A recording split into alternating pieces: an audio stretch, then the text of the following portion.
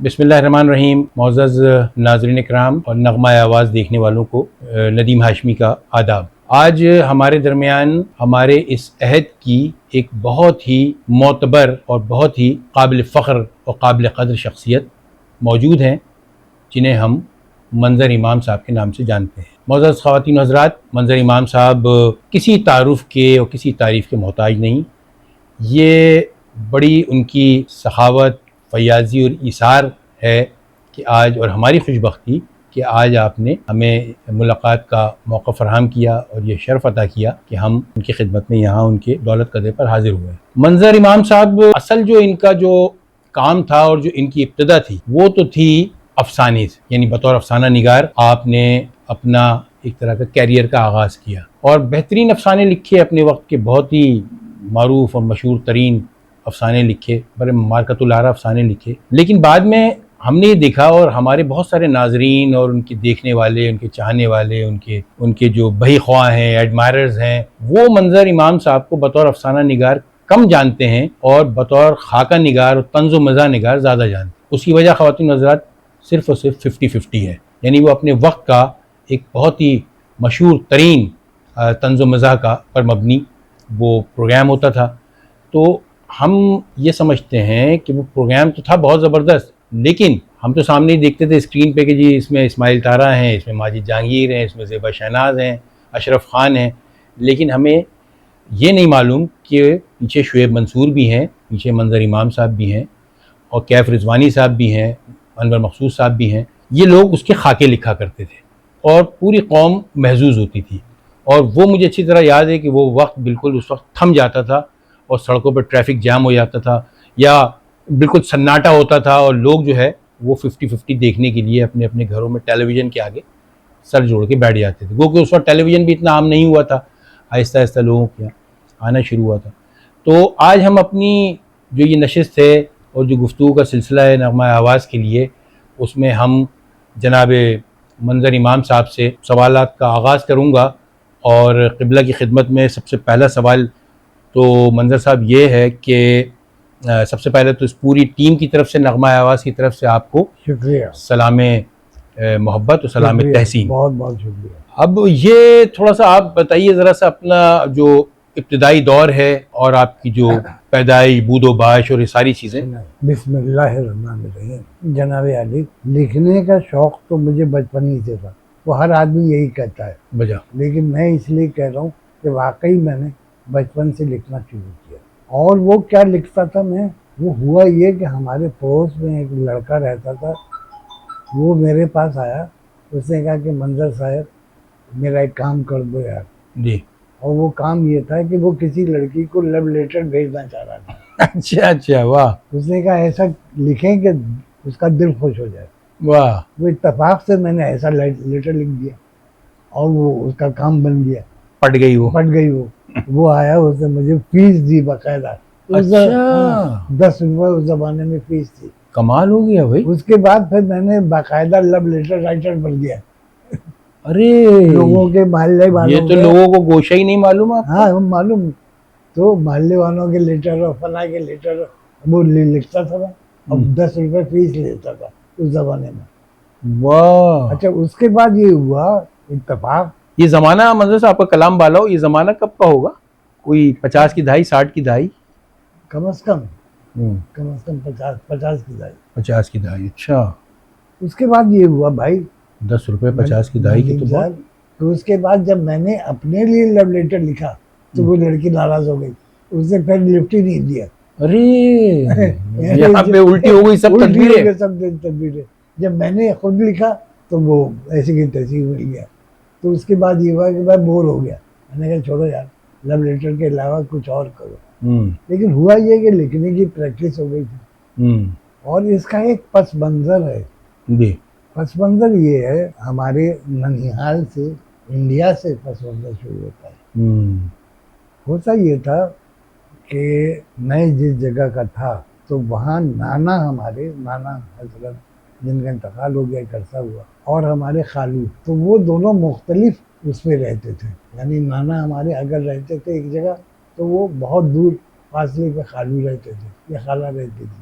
होता ये था नाना के यहाँ कि हमें हर शाम को सादी और रूमी और ये पढ़ाया जाता था। हम ये पढ़ते थे, सादी और रूमी। शेख सादी, हिकायत सादी, गुलिस्तान सादी। हाँ, तो मौलाना रूम की मसनवी। हाँ, वो ये सब पढ़ाया गया उस जमाने में। अच्छा, हफ्ते में 2 दिन में वहाँ रहता था नाना के, तो 2 दिन में मैं ये पढ़ लेता था।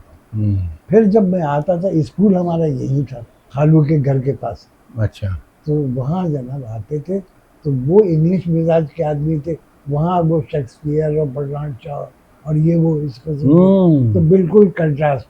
उधर जाता था तो वो वहाँ की माहौल कुछ और, यहाँ का माहौल कुछ और। बहरहाल तो इस तरह मुझे शौक हुआ अदब पढ़ने का, अदब लिखने का, और ये शौक बढ़ता चला गया और आज तक है। और आज तक अदब जो है मेरे लिए जिंदगी है मेरी, बस ये समझ। वाह। उसके बाद ये हुआ नदीम साहब कि मैंने जनाब आपके कराची से जब शुरू किया, तो मैंने रेडियो के लिए रेडियो से शुरू किया। रेडियो पाकिस्तान से शुरू? रेडियो पाकिस्तान से। और रेडियो पाकिस्तान से मैंने ड्रामे लिखे। उस ज़माने में स्टूडियो नंबर 9 आया करते थे। स्टूडियो 9 बहुत लोगों को याद होगा। बहुत। तो मैंने कई ड्रामे उसके लिखे, वहाँ से शुरू किया है। और मेरा प्रोड्यूसर जो होता था वो एक मशहूर आदमी है, शहजाद रजा, अदाकार जो है। अच्छा, ये जो अदाकार ये उस जमाने में रेडियो के शौकिया ड्रामे प्रोड्यूस करते थे। अच्छा अच्छा, शहजाद रजा। तो शहजाद रजा के लिए मैंने कई ड्रामे लिखे। मैंने जब लिखना शुरू किया तो पहला ड्रामा जो मैंने लिखा, वो मैंने ड्रामा नहीं था, वो एक शो था टीवी शो था, जिसको प्रोड्यूस किया था एक बहुत बड़े आदमी ने, और जिसको पेश किया था बहुत बड़ा आदमी, मोइन अख्तर ने पेश किया था। मोइन अख्तर ने और जलाली साहब ने, कासिम जलाली ने प्रोड्यूस किया था। कासिम जलाली वो दादा। हाँ, तो मैंने उनके लिए शो लिखा, और वो शो बहुत मशहूर और मारूफ शो है, yes sir no sir. Yes sir no sir, Moin Akhtar और कासिम जलाली दादा की बात। तो हुआ ये कि यस सर नो सर में होता ये था, अगर आप लोगों ने देखा हो कि मैं लाता था बड़े बड़े महकमों की तलाश करके, अंदर घुस करके उनके लूपहोल्स पकड़ता था और फिर उनको ला करके वहाँ गुफ्तगू करता था। उसके बाद ये हुआ कि मैंने फिर उनके लिए, दादा के लिए फिर तो लाइन लग गई। तो उसके बाद फिर मैंने सीरियल लिखी हंसते बसते। बहुत ज़बरदस्त सीरियल थी वो। और उसमें मुझे ये फ़ख्र है कि पहली दफ़ा मैंने उमर शरीफ को उस पर इंट्रोड्यूस किया एज ए एक्टर। उमर शरीफ और मोइन अख्तर दोनों थे उसमें। अच्छा, दोनों थे हंसते बसते। और आफरीन बेग थी। वो भी बहरोज सब्जवारी थे। नहीं, ये बहुत लंबी चौड़ी कास्ट। जी। उसके बाद तो एक सिलसिला शुरू हो गया ना। उसके बाद फिर मैंने ईद बकरीद के पहले लिखने शुरू किया, और सबसे पहले लिखा मैंने ईद ट्रेन अपनी दौर का वाहिद प्ले है जो हर ईद पे दिखाया जाता है। अभी भी। हाँ, यानी आपने उसका ट्रेंड सेट किया और वहाँ से वो हर ईद पे लिखा जाता है। हर ईद पे दिखाया जाता है ईद ट्रेन। और उसके बाद ये हुआ कि फिर मैंने एक ट्रेन पे ईद, फिर मैंने बस में ईद, जनाब जहाज में ईद, किस जगह वो फिर वो शुरू हो गया और अभी तक चल रहा है।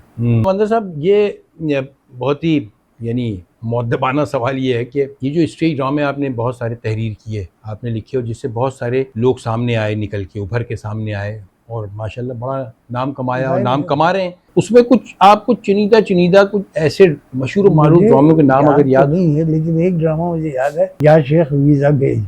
अच्छा, वो बहुत मशहूर, या शेख वीज़ा भेज। हाँ, वो, और उसमें रऊफ लाला और पता नहीं कौन थे। अच्छा, जमाने के सारे स्टेज के जितने बड़े आर्टिस्ट थे वो उसमें सब थे। फिर मैंने जो लिखा वो मैंने लिखा आपके जापान एम्बेसी के लिए।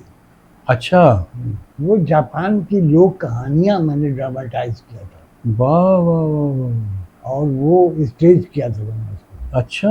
हाँ, तो उसमें हमारे जो गेस्ट हुआ करते थे वो जापानीज होते थे आमतौर पर। अच्छा, हमने पीएससीसी में किया था, पीएससीसी में किया था। पीएससीसी में किया था। हम्म, और यूशिमा तारो और पता नहीं, मुझे याद भी नहीं है इतने ड्रामे। मैंने जापानी एम्बेसी के लिए जापानी ड्रामे थे वो। तो हमारी लोक कहानियां थी जापानी, वो तो जाहिर है हाँ, कई हजार साल पुरानी कई थी तो। हाँ, और फिर मैंने जब स्टेज की वो किया तो मैंने उनकी ड्रेसिंग भी हुई, बाकायदा ड्रेसिंग बनवाई गई उनकी, जापानी किमोनो और पता नहीं क्या क्या तमाम। तो वो बहुत पसंद किया गया। ये नया तजुर्बा था कि जापानी ड्रामे उर्दू में चल रहे हैं, तो इस तरह। माइए कि ननियाल का ताल्लुक कहाँ से रहा और ददियाल का कहाँ से रहा, थोड़ा सा नाजरीन के लिए ज़रा दिलचस्पी का। भाई सीधी सी बात है, सीधी सी बात है कि हमारा ताल्लुक था बिहार से। ओके। और बिहार में एक शहर है पटना, पटना, वहीं का मैं, अजीमाबाद जिसका पुराना नाम। अजीमाबाद, वहीं का पढ़ा हुआ हूँ। वो तो पूरा एक दबिस्तान था। हाँ, अजीमाबाद तो पूरा बहुत एक, बड़ा, हाँ, बहुत बड़ा था। शाद अजीमाबादी से लेके और सब कैफ के अजीमाबादी से लेके, और वो तो एक पूरा दबिस्तान था। दबिस्तान था, बिल्कुल सही फरमाया आपने। तो वहाँ का पढ़ा हुआ। अच्छा, इत्तेफाक की बात ये है कि मेरा क्लास फेलो जो था इंडिया का बहुत मशहूर अदाकार भी था, शत्रुघ्न सिन्हा। शत्रुघ्न सिन्हा। हाँ, वो तो तो वो वही, दूसरी बार हाँ, वो बिहार शरीफ से ताल्लुक रहा शत्रुघ्न। और फिर उसकी फैमिली भी बहुत सोफिस्टिकेटेड, बहुत पढ़ी लिखी, बड़ी सोफिस्टिकेटेड फैमिली है। बहुत पढ़ी लिखी फैमिली। शत्रु जी तो बहुत ही, मोइन भाई के साथ तो आपने बहुत काम किया, और मोइन भाई तो बहुत जिक्र करते थे, बड़े आपसे मोहब्बत। तो बहुत मोइन भाई के हवाले से कुछ वाकयात आपको याद हो तो, क्योंकि अब मोइन भाई इस दुनिया में नहीं रहे, उमर शरीफ भी नहीं रहे, अल्लाह ताला इन मरूमीन की मग़फ़िरत फरमाए। भाई उनका एक वाकया बता दूं, जो मैं, अहमद जावेद ने भी जिक्र किया उसका। अच्छा, उस वाकये का। वो वाकया ये है कि मैं यहाँ रहता था, यहाँ अली दौलत स्क्वायर में। तो एक रात के वक्त उसका ड्राइवर जो था गुलाम नबी, वो आए मेरे पास, क्योंकि साहब गाड़ी में बैठे हैं, बुला रहे हैं। मैं गया तो बैठा होता, लेकिन बैठो यार मेरे साथ बैठ, उसके साथ भी गाड़ी में बैठी, न्यू कराची जाना है। मैंने खैरियत, तो चलो काम है।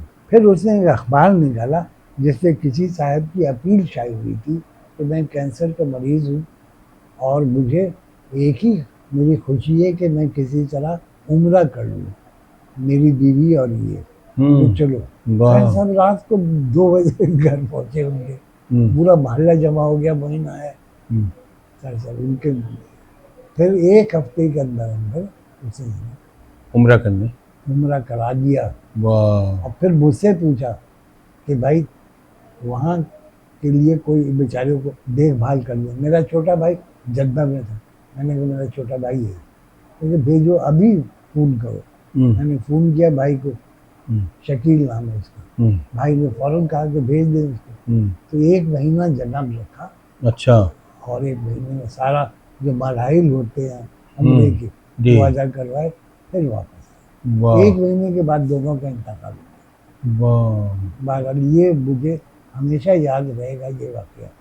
उसके अलावा तो बेशुमार वाकया है। तो मंजर भाई ये बताइए कि ये जो हमारे नाजरीन को, क्योंकि हमारे जो व्यूअर्स हैं वो हमेशा इस बात के शायक रहते हैं और हमेशा मुतजस्सिस रहते हैं कि आपकी जो इतनी अहम और इतनी बड़ी बड़ी शख्सियात हैं, और ख़ासकर आज की जो नौजवान नस्ल है, वो कि आपका कोई पसंदीदा शायर, कोई पसंदीदा शेर भी होगा, आपको खाने पीने का शौक़ रहा होगा, तो आपकी फेवरेट पसंदीदा डिश कौन सी रही? बहुत सारे हैं जी। शायर तो मुझे आम तौर पे लोग कहते हैं गालिब इकबाल, ये भी हैं जी, लेकिन मुझे सिराजुद्दीन ज़फ़र बहुत पसंद। अरे वाह वाह वाह वाह वाह वाह, क्या कहने हैं।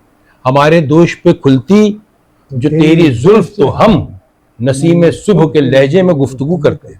वाह वाह वाह वाह। इधर ये देर क़यामत में थी कि हू करते, उधर से मगमजे दौड़े सुबह। वाह वाह, का बहुत बड़ा शायर था। क्या कहने, क्या कहने। फिरोज सन्स के दामाद थे। हाँ, फिरोज सन्स के दामाद। हाँ, बहुत।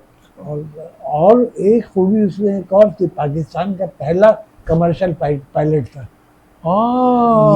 अब ये देखिए नाजरीन को ये बात जो है बहुत कम लोगों को। शफीकुर जमान ने मेरे साथ एक प्रोग्राम किया था। मेरे साथ क्या किया, मैंने समझिए इंट्रोड्यूस करा दिया। आप लोगों के लिए भी एक होगा कि मैंने जगजीत सिंह को इंट्रोड्यूस कराया। जगजीत सिंह को? जी, वो कैसे? यहाँ तकरीब हुई थी। हाँ, जगजीत आए थे यहाँ। चित्रा के साथ। हाँ हाँ, तो मैंने ही तकरीर की थी, मैंने फिर इंट्रोड्यूस कराया। शफीकुल ज़मान ने वो प्रोग्राम अरेंज किया था। अच्छा, जी, उसकी तो कुछ यादें बताइए। जगजीत तो हमारे और हमारे सारे सुनने वाले जो हैं, देखने वाले, जो हमारी पूरी टीम यहाँ बैठी है, वो सब जगजीत की चित्रा के फ़ैन हैं। हाँ, तो वो जगजीत मेट्रोपोल होटल में ठहरा था जी। तो वहाँ से मैंने जगजीत से हमारी जान पहचान हुई। अच्छा। यार बड़ा आदमी था, क्या बात है। बड़ा आदमी था। हाँ, जगजीत भाई, जगजीत की वजह से तो मैं समझता हूँ कि हिंदुस्तान में क्या पूरी दुनिया में उर्दू ज़बान को उर्दू ज़बान जो को फ़रोग़ हासिल हुआ है, हाँ, वो उसकी जगजीत गायकी से, उसकी गज़लों हाँ, से। तो इसमें बिल्कुल तो खैर कोई शक नहीं है। और जगजीत का इंतखाब भी बहुत अच्छा था। बहुत अच्छा था। पूरी दुनिया भर से जो शोरा का वो लेकिन उसने जो काम दिखाया इसमें, मिर्ज़ा मिर्ज़ा गालिब गालिब गा के जो है अमर कर दिया उन्होंने। अमर कर दिया। कैफ़ी साहब की और हाँ, गुलजार साहब की, नसीरुद्दीन शाह कमाल की, है यार। इन लोगों को। नसीरुद्दीन शाह भी अमर हो गया उसके हाँ हाँ, ये सब अमर हो गए। सब वो अमर तो हो उससे गए। ज़्यादा मार्कतुल आरा मैं समझता हूँ कि कोई डॉक्यूमेंट्री है गालिब ही पर नहीं, ना बन सकती है ना ना बनेगी। बन सकती है। जगजीत साहब की कंपोजिशन और जगजीत साहब ने जो उसको गाया, चित्रा ने गाया, फिर कैफ़ी साहब की, गुलजार साहब की तहकीक, फिर नसीरुद्दीन कमाल शाह कर की दिया अदाकारी, तो वो तो खैर एक बहुत नसीरुद्दीन शाह मास्टरपीस है। की। मास्टरपीस, मास्टरपीस है, इसमें तो शक नहीं है। तो बहरहाल मेरा ख्याल है कि जगजीत के आपको कोई कोई मशहूर आपकी कोई गज़ल ऐसी जो जगजीत की गज़ल आपको बहुत पसंद हो, कोई ऐसी चीज़, कोई चीज़ याद आ रही हो, कभी कभी आप गुनगुनाते हो, जहन में है आपके? वो एक है ना, वो उस दिन बचपन के हवाले से उसे अच्छा, वो कागज़ की कश्ती, वो वो कागज की कश्ती, वो बारिश का पानी, बारिश का पानी। सुदर्शन फ़ाखिर ने लिखी जो। हाँ, हाँ। वो अच्छा लगता है। अच्छा। हाँ खैर वो तो, हाँ, बल्कि वो आंसू सुनने का एक लेकिन नॉस्टैल्जिया होता है, रोहासा हो जाता है। इसी हवाले से मैं अपने 2-3 शेर सुना दूं। जी सर। जल थल बरसे सावन भी, वाह। कागज की फिर नाव बने और जल थल बरसे सावन सावन भी। भी, तुम आओ तो लौट कर आए भूला बिसरा बचपन में। वाह वाह वाह वाह वाह। तुम आओ तो लौट कर आए भूला बिसरा बचपन। कि आज की ये नशीद, मुझे तो प्रोफेसर रशीद अहमद सिद्दीकी का एक बड़ा जुमला यहाँ याद आ रहा है कि तंज़ो मिज़ा लिखना ज़ाहिर कोई आसान काम नहीं होता है। प्रोफेसर रशीद अहमद सिद्दीकी ने लिखा, तंज़ो मिज़ा की नमाज में सिर्फ फ़राइज़ होते हैं, नवाफिल की कोई गुंजाइश नहीं। बिल्कुल नहीं। उन्होंने कहा इसमें जो है तंज़ो मिज़ा की नमाज में सिर्फ फ़राइज़ ही फ़राइज़ है, नवाफिल की गुंजाइश नहीं। आप ये देखिए कि मंजर इमाम साहब ने किस तरह से 50-50 के खाके लिखे और कैसी कैसी मार्कतुल आरा और यादगार इनकी तहरीरें हैं। मैं आखिर में नज़ीर अकबर आबादी का वो शेर मुझे याद आता है और मैं उस शेर पे मंजर इमाम साहब से गुफ्तगू का इख्तिताम करूँगा। वो शेर आपकी नज़र करता हूँ कि नज़ीर अकबर आबादी का शेर, जिसको एक सदी के बाद शायर माना गया, यानी इतना बड़ा शायर था कि उसको अपने आप को मनवाने में एक सदी लग गई, कि जो मिल रहे हो तो मिल लो कि हम बनो के गया गया। घास का जो उसका जो नोक है, यानी घास की नोक देखिए कितनी बारीक नोक है, जो मिल रहे हो तो मिल लो कि हम बनो के गया, मिसाले कतरे शबनम रहे रहे ना रहे। बिल्कुल सही। तो मोअज़्ज़ज़ नाजरीन, मैं आखिर में आप लोगों से इजाज़त चाहूँगा और आपकी खिदमत में बहुत जल्द एक बहुत अहम प्रोग्राम के साथ, किसी अहम शख्सियत के साथ हाजिर होंगे। इसी असना में मुझे और मेरी पूरी टीम को नग़मा आवाज़ की उसको इजाज़त दीजिए। हमारे इस चैनल को सब्सक्राइब करने में मुझे मालूम है कि आप कोई दक़ीक़ा फ़रोग़दाश्त नहीं करेंगे। हमेशा की तरह इस चैनल को आप सब्सक्राइब करते रहेंगे, इसको लाइक करेंगे और आपकी जो वैल्यूएबल कमेंट्स हैं, आपकी जो आरा हैं, उसका हमें हमेशा की तरह इंतज़ार रहेगा। अल्लाह हम सब का हाफिज़ व नासिर हो। पाकिस्तान पाइंदाबाद।